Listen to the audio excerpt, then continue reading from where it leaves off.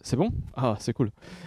Du coup, je vais vous parler d'un truc qui va pas vous intéresser. Vous faites pas de l'iOS, mais si jamais un jour vous voudrez faire de l'iOS, bah, peut-être que vous penserez à moi. Moi, déjà, c'est Simonet. Je travaille chez Xebia. Quand j'étais plus jeune, beaucoup plus jeune, j'étais un développeur sans beaucoup d'expérience et j'habitais à Milan. Je suis italien en fait. Et à l'époque, bah, j'ai travaillé sur une table tactile, table à café tactile des Microsoft qui s'appelait Microsoft Surface. C'est le même nom du produit que le Surface tablette, mais ça n'a rien à voir. C'était vraiment un truc voilà, tactile, 30 pouces, avec du multitouch. Et franchement, travailler sur ça, c'était le kiff. Et ma vie était vraiment, mais vraiment fantastique. J'étais jeune en plus. Et du coup, voilà, j'ai profité de ma vie et il y a deux choses qui sont arrivées qui ont changé ma vie pour toujours. Et la première, c'est que j'ai rencontré ce gars-là. Alors, ce gars-là, c'est un commercial. Et voilà, tous les agences ont des commerciaux, des hommes capables de vous convaincre de n'importe quoi. Et la seule façon pour sortir d'une conversation avec un commercial, c'est de dire oui. Et voilà. Et la deuxième chose qui a changé ma vie, c'était cet homme-là et la présentation de l'iPad. Euh, du coup, voilà, l'iPad sort et voilà, dans mon agence, il fallait faire une application pour iPad. Sauf que personne ne savait le faire parce que l'iPad n'existait pas encore à l'époque. On avait reçu l'iPad en avant-première. Du coup, le commercial arrive à mon bureau et me dit Simonet, ok, tu fais des applications pour les Surface multitouch, l'iPad est multitouch. Du coup, forcément, bah, une application pour Surface doit être une application pour iPad. Et bien sûr, bah, j'avais pas beaucoup d'expérience effectivement à l'époque, et du coup j'ai accepté le défi. Et c'est comme ça que je suis devenu un développeur iOS. Et c'était encore le kiff effectivement, et ma vie était très bonne. Et j'ai profité de ma vie jusqu'à un moment où il y a une troisième chose qui a changé ma vie, et c'est la sortie de ce truc là. Ça, c'est la première tablette Android. Ça s'appelait Motorola Xoom. Ils en ont vendu 4, je pense, dont une à ma boîte. Euh, et, euh, et voilà, et le commercial arrive à mon bureau et me dit, bah voilà, tu fais des applications pour iPad. L'iPad, c'est une tablette. L'Exoom, c'est une tablette. Et il y a un client qui veut faire une application pour iPad et pour l'Exoom. Et du coup, vu que tu sais faire l'iPad, bah forcément, une application pour iPad doit être une application pour l'Exoom. C'est la même chose, non? Bah, certainement, ouais. Pas vraiment, finalement. Et pas trop, non. Et, euh, et en fait, du coup, j'ai dû commencer à faire des applications cross-platform avec PhoneGap. C'était pas le kiff. Et du coup, cross-platform, c'est devenu un peu quelque chose qui me. Voilà. Voilà, voilà. Et du coup, à ce moment-là de ma vie, j'ai compris deux choses que j'avais finalement acquis deux nouvelles peurs parmi les autres que j'ai déjà. La première, c'est la peur des applications cross-platform. Et la deuxième, c'est la peur des commerciaux. Bon, ça, c'est un aparté. Mais du coup, voilà, quelques années après, je suis allé en France et voilà, pareil, très belle ville. Et je continue à faire des applications iOS, c'est un très bel iPhone SE. Et j'ai appris à faire du Swift. Et voilà, j'étais très content. Entre-temps, voilà, il y a des frameworks cross-platform qui sont sortis, React Native, Xamarin, plein d'autres choses. Et ma réaction, c'est toujours la même, hein. Sauf que, vous savez, les nuits, vous n'aurez pas trop à dormir et vous posez des questions, genre quel est le sens de la vie, hein. Est-ce que je serai jamais un bon papa? Est-ce qu'ils vont jamais arrêter de faire des sequels des Star Wars? Et une des autres questions que j'ai, c'est est-ce que j'ai pas tort à ignorer totalement le monde cross-platform?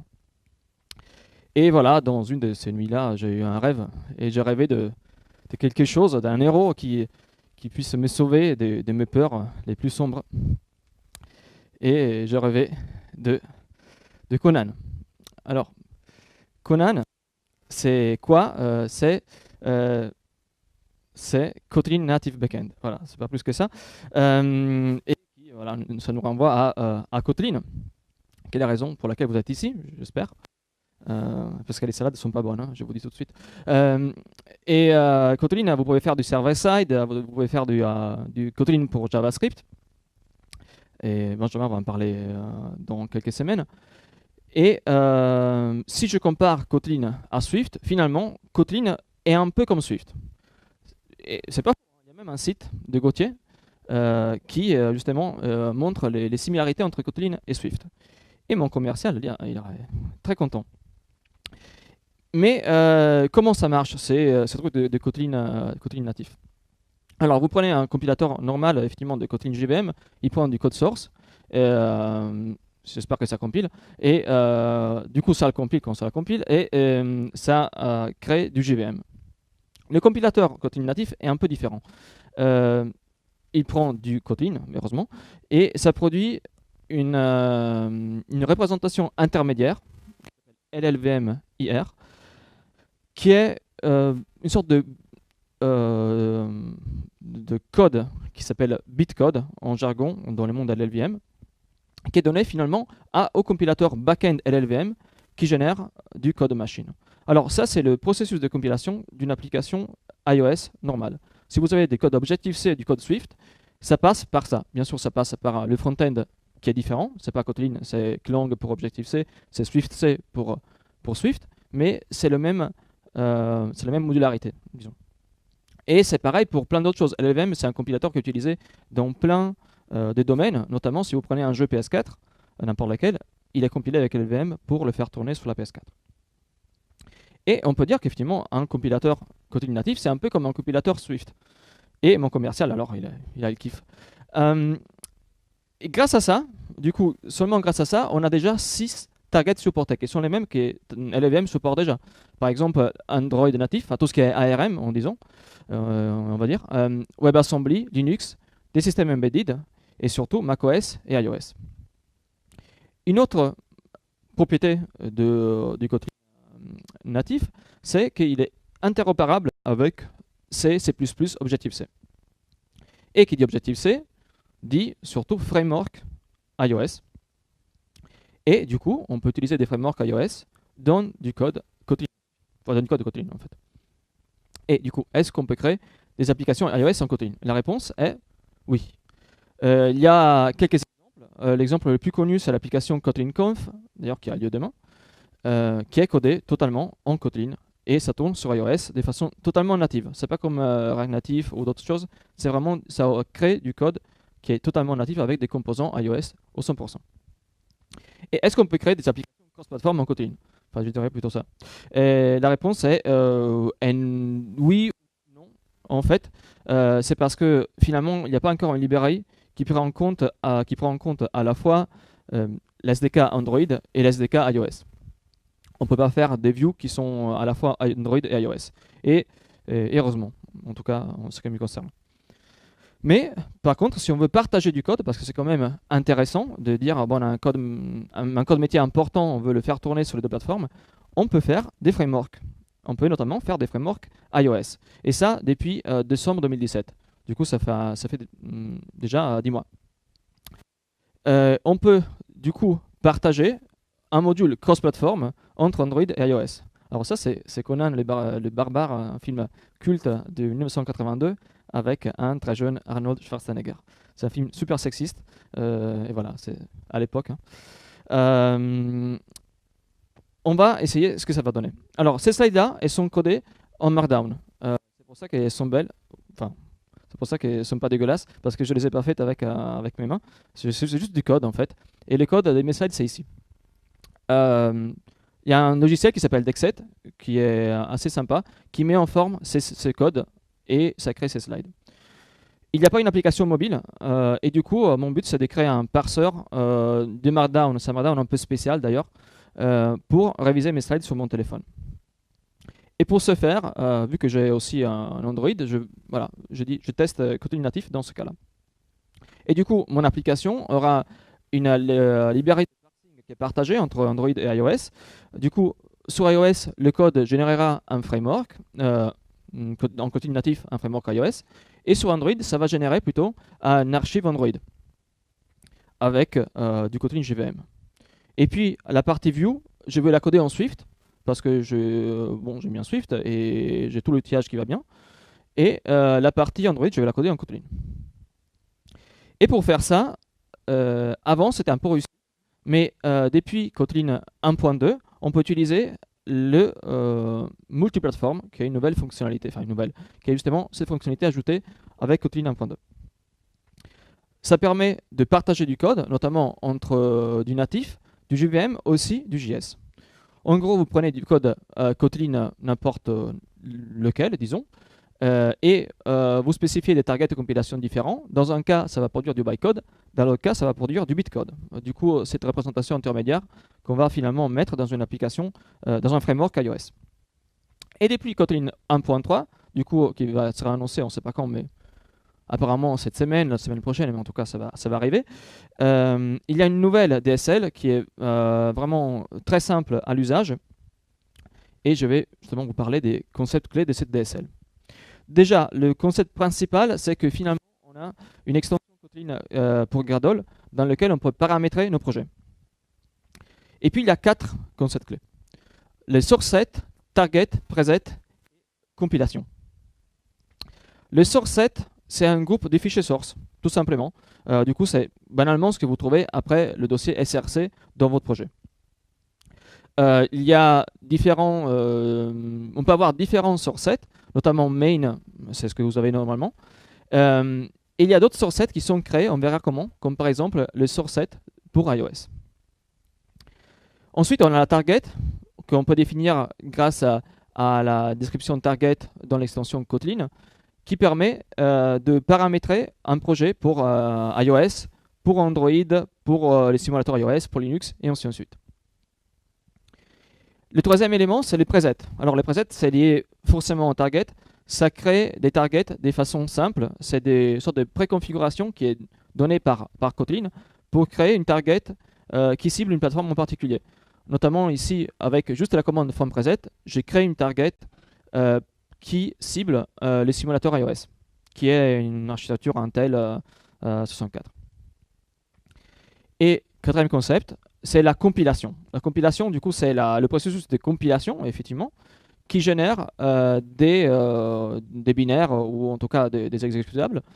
Et on peut avoir différents flavors, différents types de compilations. Par exemple, une compilation main et une compilation test.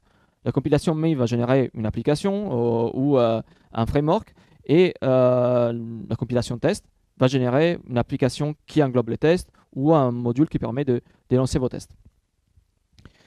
Et on peut configurer une compilation dans les accolades de from preset en spécifiant des paramètres. Là, j'ai mis par exemple foobar, ça n'a pas de sens, mais c'est l'exemple que tout le monde utilise. Je ne sais pas pourquoi.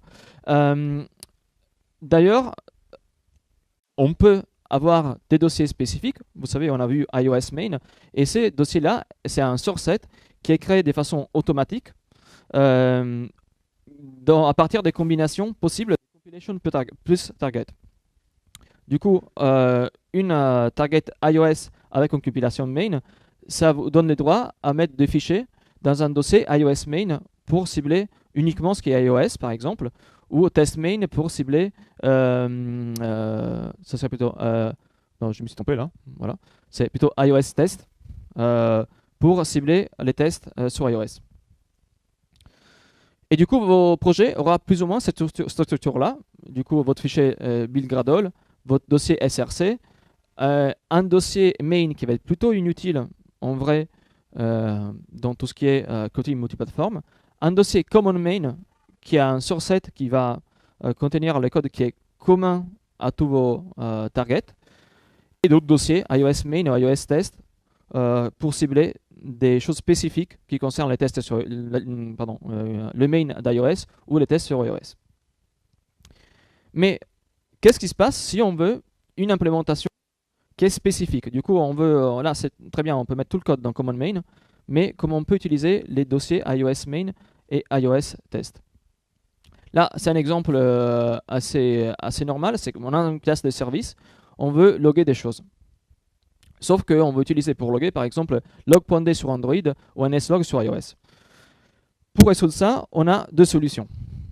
soit on utilise des interfaces et on implémente les interfaces côté application Android, côté application iOS. Et d'ailleurs, on peut même on peut créer une classe Swift qui est conforme à une interface Kotlin. Et ça marche depuis l'année dernière déjà.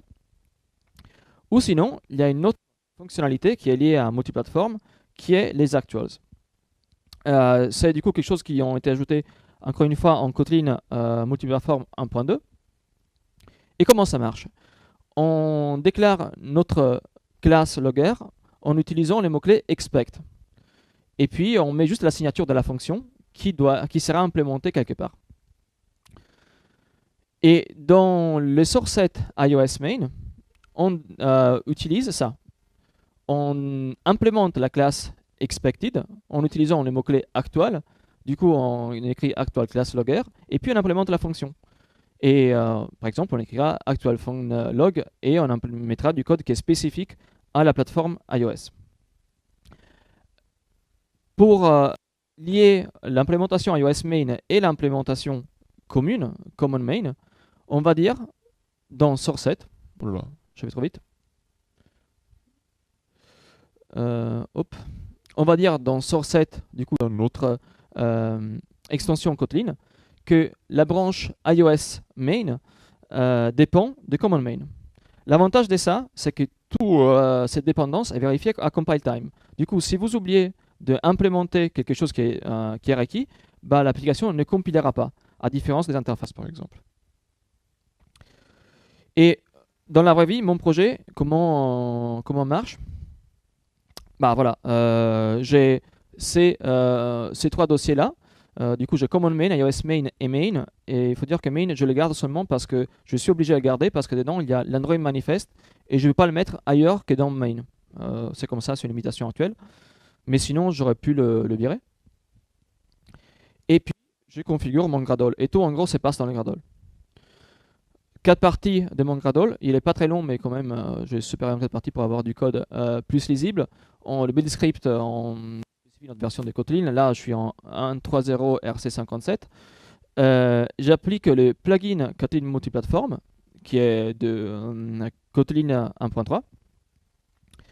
Et puis, je mets toutes mes définitions liées à Android. J'applique le plugin Android Library et je spécifie mon SDK version et tout ça. Troisième partie du fichier Gradle, c'est finalement l'extension dont on a parlé tout à l'heure. Du coup, on a mon dossier iOS main qui dépend de l'implémentation common. Et deuxième partie de la configuration Kotlin, c'est les targets. Du coup, 3 targets, au mieux 2, disons. Une pour Android.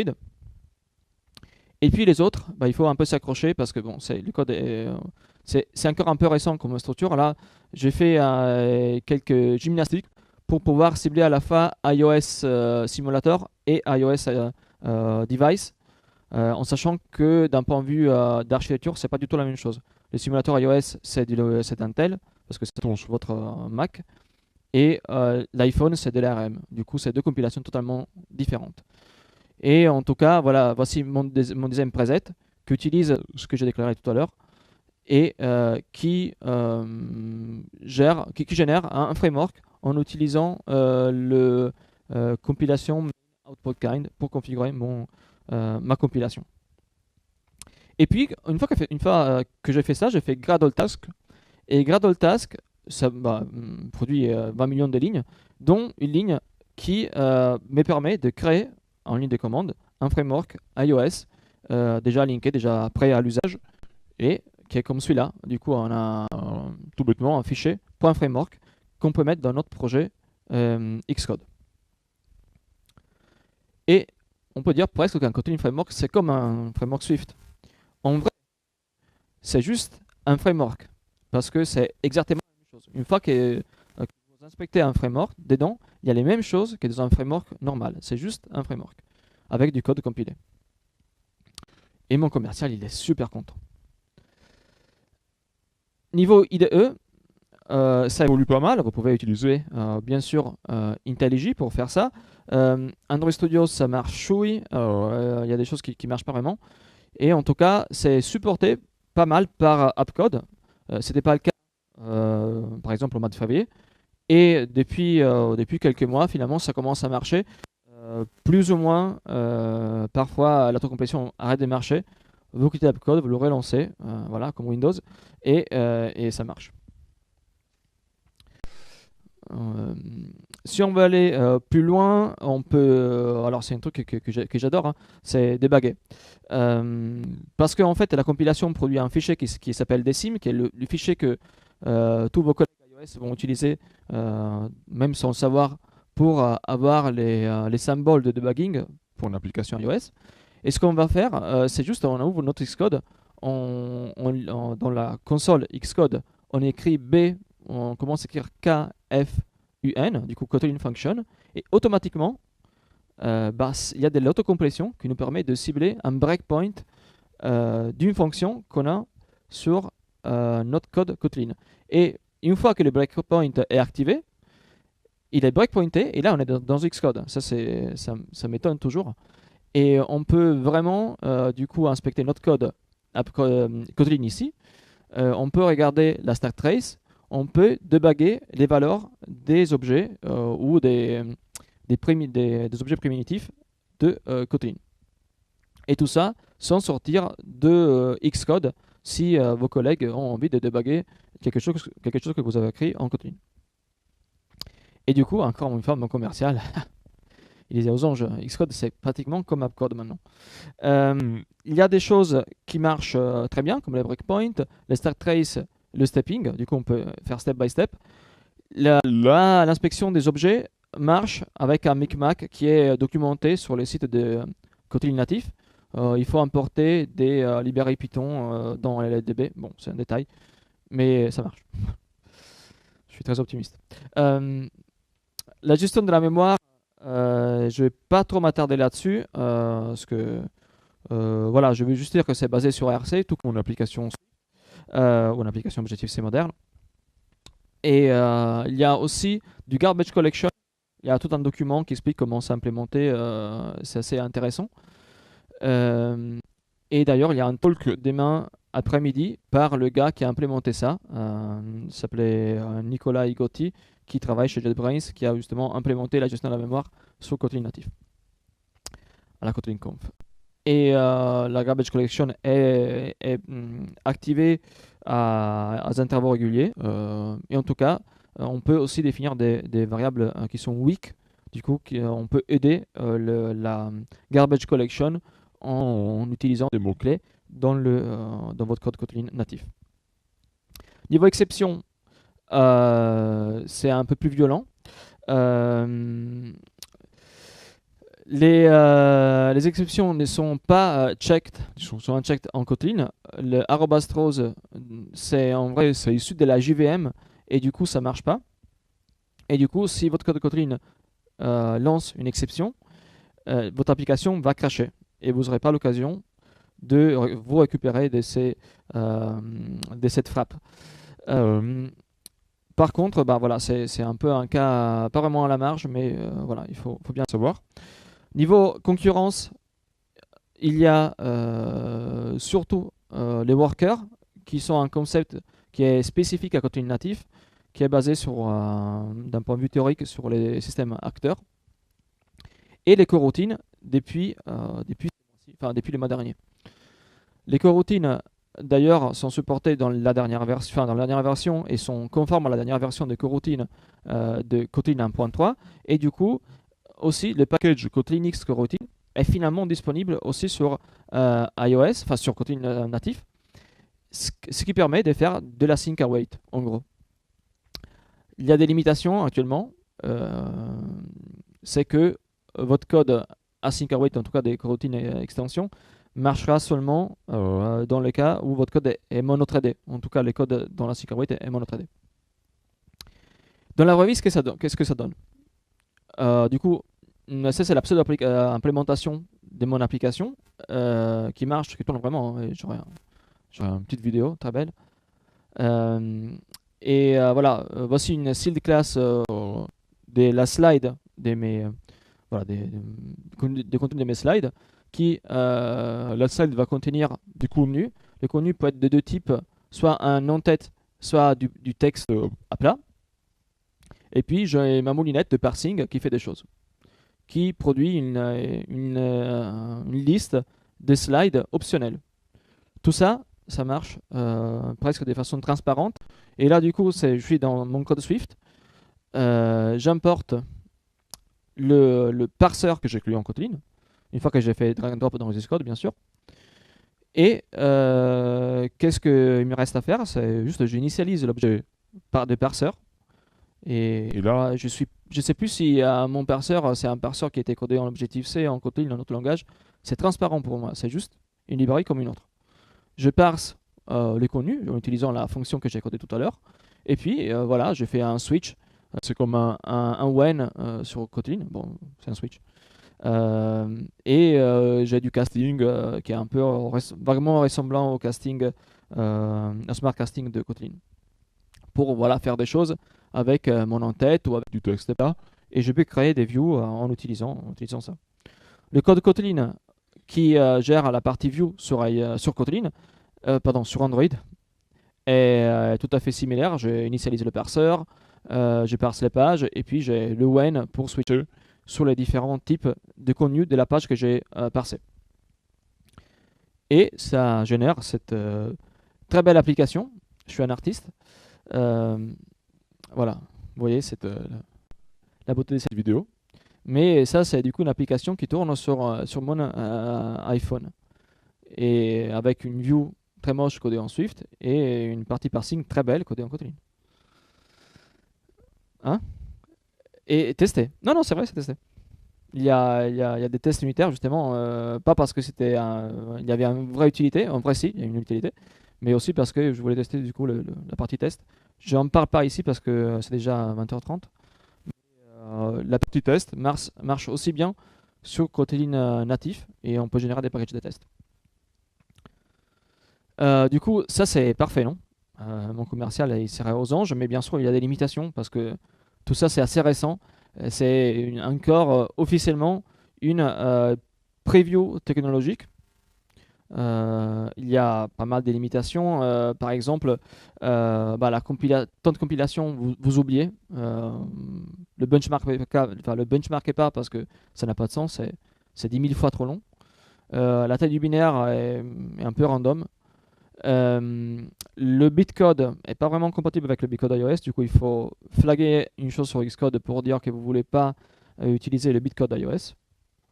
Mais voilà, après, c'est presque un détail, hein, mais un détail important. Et il y a des fonctions qui ne sont pas disponibles effectivement sur Kotlin natif. Alors, comme par exemple tout ce qui est throws, on en a parlé. La documentation, elle commence à s'améliorer. Je trouve toujours que c'est un peu limité. Il faut chercher des implémentations qui se trouvent sur GitHub gérées par la team Kotlin. Mais voilà, c'est un peu du RTFM, quoi. Et il y a des questions qui restent ouvertes. Est-ce que la gestion de la mémoire est bien implémentée ou pas? C'est un gros fichier de 2000 lignes qui gère toute la mémoire de l'application Kotlin natif. C'est super intéressant. Par contre, il y a cette approche un peu hybride qui n'est pas vraiment testée en dehors des papiers de recherche universitaires. Comment on peut aller au-delà des différences entre les plateformes? Vous avez vu qu'il y a des choses qui marchent seulement sur JVM, des choses qui marchent seulement sur Kotlin natif. Est-ce qu'un jour, il y aura un code Kotlin qui marche partout? Peut-être pas.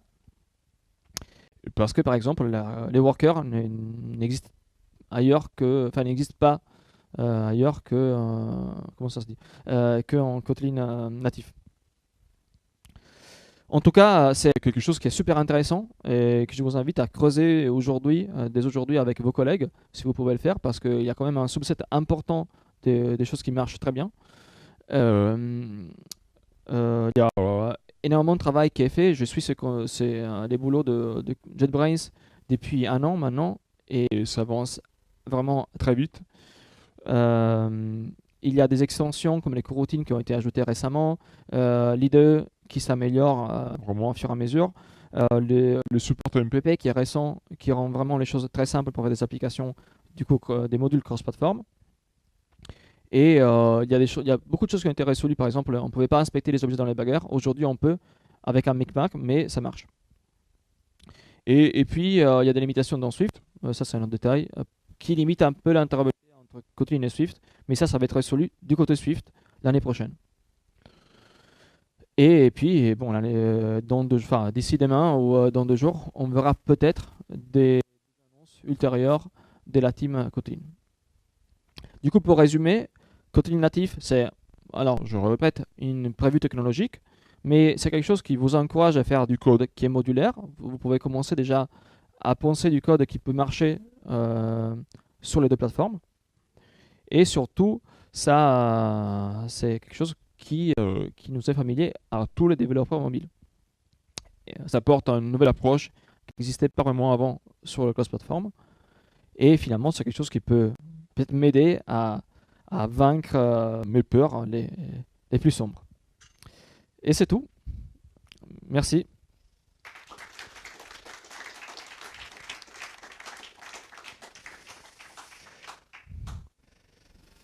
Voilà. S'il y a une démo de Kotlin Framework sur le dépôt de Xavier France, mais surtout, il y a plein de ressources que vous pouvez chercher sur Internet, notamment notre blog. Il y a pas mal d'articles sur le sujet. Et un exemple complet de ce que j'ai fait, qui a été publié il y a 2-3 jours sur le GitHub de JetBrains. Voilà. Et surtout, alors, si ça vous intéresse, vraiment, conseil, connectez-vous au Slack de Kotlin. Et les gens sont super à l'écoute. Vous posez des questions même de noob et les gens vous répondent. Et c'est excellent, vraiment. Voilà, c'est tout. Des questions? Qui a envie de gagner une t-shirt? Oui. Et t'as déjà gagné la t-shirt, hein, J'ai une question par rapport aux objets. Tous les objets disponibles dans Kotlin Native sont mappés sur les c'est une très différentes bonne plateformes question. supportées. Alors j'avais le slide que j'ai enlevé parce que ça faisait un talk super long. Si tu as 2 secondes, je peux te le commenter. Alors d'ailleurs, je vous montre. Hein. C'est mes slides, c'est vraiment du code. J'adore me compliquer la vie. Alors, c'est où? Ça doit être ici.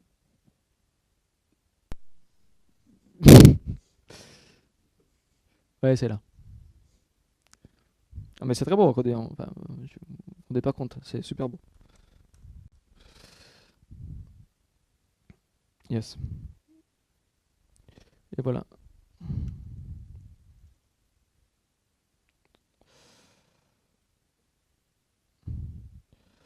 Alors, en tout cas, la réponse est simple, oui. Je ne sais pas si tu avais envie de faire, j'ai regardé tous mes slides à nouveau, mais voilà. Ok. Voilà, ça c'est un petit récap de tous les objets qui étaient compatibles. Alors, je ne l'ai pas mis à jour, ça date il y a 2-3 mois, mais en tout cas, c'est suffisant déjà. Boolean est compatible avec le Boolean Objective-C, ça c'est les mappings qui sont faits. Du coup, en gros, ce qui se passe, c'est que Kotlin, il mappe juste il se mappe sur Objective-C pour des raisons des limitations de Swift actuelles qui vont être résolues justement l'année prochaine avec Swift 5. Et du coup, le reste du mapping est fait automatiquement par les convertisseurs, la couche de mapping Objective-C Swift qui est propre de la plateforme Apple. Et du coup, en tout cas, ça c'est fait par la team JetBrains. Tu vois, booléan c'est bool, float double c'est double. Les int ça devient des entiers, maintenant ça s'est corrigé. Des strings c'est des pointers à string. Des lists c'est des arrays typés. Du coup, c'est des arrays génériques et en Swift, c'est super beau. Les optionnels sont respectés, c'est super important parce que du coup, on a du code qui est vraiment qui exprime vraiment ce qu'on veut dire. Et du coup, ça, c'est pris en compte. Et aussi, de ces parties-là, les interfaces sont mappées sur des protocoles Objective-C et c'est pour ça qu'on peut définir l'interface en Kotlin et l'implémenter finalement en Swift en Objective-C. Les classes, c'est des classes, data class, c'est des data classes. Et voici même Open, c'est respecté public, ça devient open parce que Objective-C ne connaît pas la différence entre open et public. Voilà. Tu n'auras pas droit de t-shirt par contre. D'autres questions? Je vous ai assommé les gars, désolé.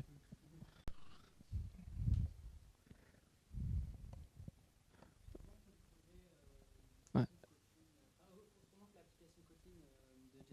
Oui. Est-ce que c'est utilisé, est-ce que tu connais des clients ou des entreprises qui se sont lancés là-dedans, qui ne se sont pas lancés sur React Native par exemple, ou Footer ou autre chose, quoi, qui ont délibérément choisi ça, peut-être que pour leur code métier? Je pense qu'il y a vraiment beaucoup de projets qui s'intéressent à ça, parce que ça pourrait être vraiment une bonne façon pour mettre à facteur commun les compétences entre les gars qui font de l'iOS, enfin les gars qui font du Swift et ceux qui font du Kotlin. Aujourd'hui, ça reste quand même confiné aux pionniers. Il n'y a pas des applications en prod, en tout cas que je connaisse. Après, tu vois, il y aura toujours quelqu'un qui pourra dire j'ai mis un truc en prod, après il faut voir la taille du truc ou pas. Mais voilà, c'est comme Swift, à une époque, tu te souviens, quand on a commencé à faire Swift chez Xebia, il n'y avait personne qui le faisait. On a trouvé un client complice et tu pars de là, tu pars d'un client qui est aussi fou que nous et qui est dans un cas d'usage qui s'applique bien. Et puis, bon, il va prendre tous les murs des évolutions, des bêtas, mais après, il y aura quelque chose qui aurait fait monter en compétence ses équipes et les équipes d'Exebian qui ont travaillé sur le projet. Et merci pour la réponse. Est-ce que tu as entendu parler du même genre de choses, mais côté Swift? C'est-à-dire quelqu'un qui porte Swift sur Java, quoi. Enfin, alors, ça existe. Et ça existe, et c'est une très bonne question.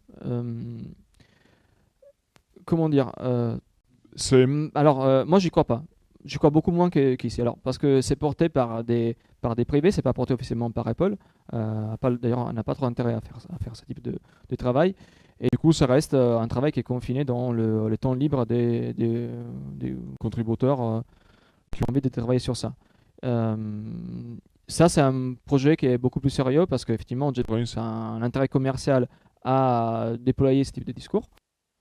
Et voilà. En tout cas, ça existe, mais c'est anodin en tout cas.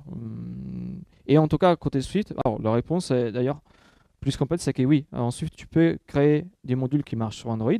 Par contre, tu crées des modules qui sont des Android natifs. Du coup, après, il faudra faire les mappings à la main avec du GNI. La promesse de ce type de travail, c'est que Kotlin, une fois que sera stabilisé, vous pourrez créer, et ça c'est dans le roadmap d'ailleurs, vous pourrez créer des modules qui tournent en bare metal, du coup, sans passer par la JVM, modules natifs, qui tournent sur la RM de vos téléphones Android, et avec un breaking sur la partie JVM qui sera automatiquement géré par Gradle.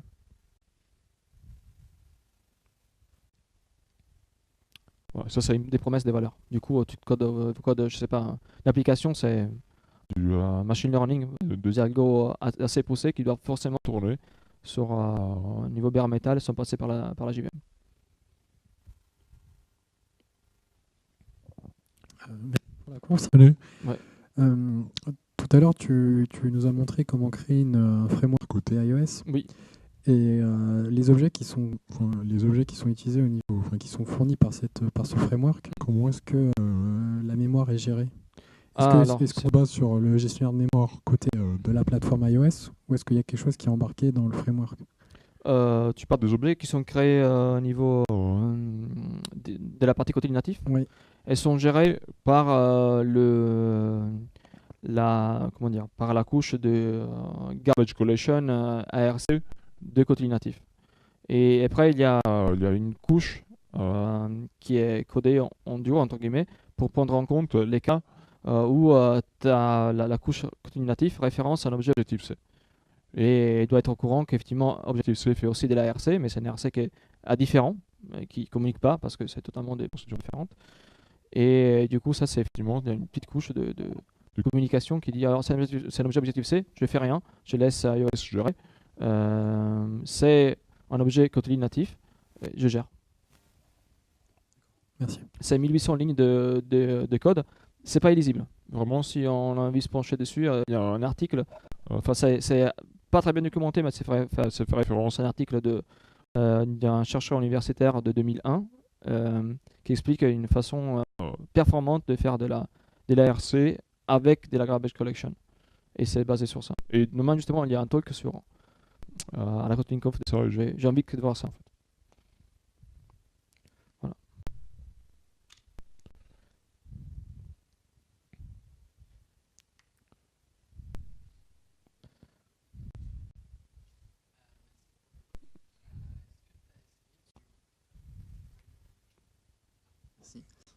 Merci pour le talk. Est-ce que tu as essayé de soumettre une application comme ça? Est-ce que tu aurais potentiellement des soucis avec ta lib qui ne serait pas forcément 64 bits comme il faut et Apple pourrait être rejeté pour ça? Alors, je voulais faire avant la conférence, après, faute de temps, je ne l'ai pas fait. En vrai, alors, je n'ai pas essayé. Je dis ça un peu pif, mais je pense que j'ai des bonnes raisons pour le dire. Ça devrait pas poser problème. Ça devrait juste marcher, parce qu'il y a plein de librairies qui, par exemple, ont été compilées depuis du code C d'autres codes qui sont aujourd'hui sur les stores et ça marche bien. Notamment, il y a tout ce SQLite, c'est juste des compilations en C. Tu as des gens qui ont des implémentations spécifiques dès leur lib SQLite. Du coup, normalement, ça passe crème. Ce qui ne va pas marcher, par contre, c'est par exemple si tu veux faire une application pour Apple Watch. Apple Watch aujourd'hui supporte que le bitcode. Du coup, tu dois soumettre à Apple déjà une application qui n'a que du bitcode et pas tout le code compilé. Et ça permet à Apple d'être flexible sur les archis qu'ils utilisent sur l'Apple Watch. Du coup, ils sont passés des 32 bits à 64 bits sans forcément faire de communication parce que le code, personne n'a dû changer le code. Du coup, pour l'instant, ça marche. Par contre, tôt ou tard, alors je ne sais pas s'ils ont annoncé déjà une deadline, il y aura que du bitcode qui sera soumettable à l'App Store. Et du coup, ça va être limitant. Par contre, ça évolue tellement vite que ce problème va être résolu avant que ça arrive. Et en vrai, Kotlin natif, Kotlin, c'est pas le seul langage qui permet de faire des frameworks iOS. Il y a même Rust qui peut utiliser si tu veux, LLVM comme compilateur. Et l'équipe Rust a déjà résolu le problème et ça génère du bitcode compatible 100% avec Apple. Et d'ailleurs, il y a un gars sur GitHub qui dit moi j'ai implémenté ça côté Rust, si vous voulez, je vous aide. Puis ça n'a rien donné, j'ai l'impression, mais voilà. Yes. Bonsoir. Bonsoir Simonet. J'aurais juste une question. On a parlé donc du coup de la transpilation, on va dire, de Kotlin vers Swift. Mais qu'en est-il des fonctionnalités présentes dans Swift, comme par exemple les tuples, les triples? Ouais. Est-ce qu'ils sont pris en compte par Kotlin? Non, pas du tout. Non, en fait, ce qui est pris en compte, c'est seulement du coup une imitation c'est vrai que je l'ai pas dit. Alors Kotlin en fait génère du code qui est compatible avec Objective-C et pas directement avec Swift. Du coup, vu que Objective-C ne supporte pas les tuples, ne supporte pas autre chose, genre même les generics au-delà des dictionnaires et des arrays par exemple, ne sont pas supportés. Et du coup, tout ça marchera pas. En fait. Donc c'est à peu près pareil aussi pour tout ce qui est lié à la programmation fonctionnelle. Si on a par exemple une fonction purifiée, est-ce que c'est interprété du coup? La fonction pure, tant que ça reste une fonction pure, oui. Mais genre en Swift, alors des fonctions pures en Swift, si ça marche sans problème.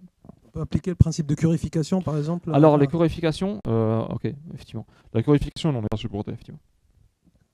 Merci. Par contre, alors, il faut dire une chose, qu'une fois que le code est déjà compilé, alors tu pourrais pas utiliser... Alors, déjà Swift, la codification n'est plus supportée, c'était le cas dans Swift 1, mais en Swift 2, ils l'ont enlevé.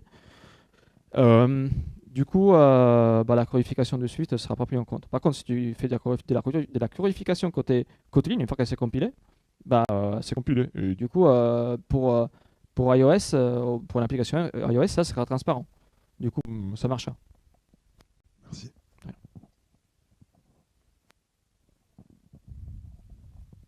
Ok, super. C'est vraiment des salades, malheureusement. Du coup, sérieusement, c'est tout pour ce soir. Le prochain épisode, c'est dans une semaine exacte. et avec justement l'équipe de Kotlin Paris Meetup. Et dans 2 semaines, je le répète encore une fois, Svetlana, qui est l'auteur du livre Kotlin in Action, qui va faire un talk sur le DSL qui a l'air super intéressant. Voilà. Encore merci.